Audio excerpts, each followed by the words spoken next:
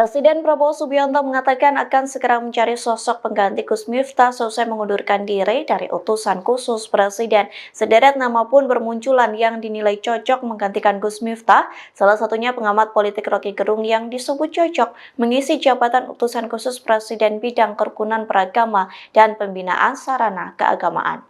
Dikutip dari tribunnews.com, hal itu disampaikan oleh aktivis dan pengamat politik Sabang Merauke Circle, yakni Syaganda Nainggolan, yang menilai Roky Gerung cocok menggantikan Gus Miftah karena selama ini diterima di semua kalangan.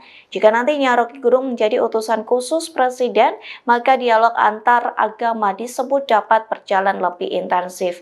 Bahkan Syaganda menyebut Roky Gerung dapat merukunkan antara umat manusia dan alam. Pasalnya selama ini Roky Gerung dikenal sebagai dedengkot pencinta alam.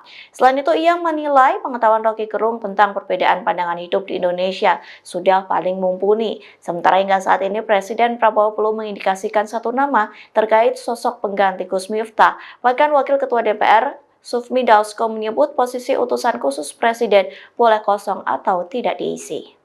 Download Tribun X sekarang, menghadirkan lokal menjadi Indonesia.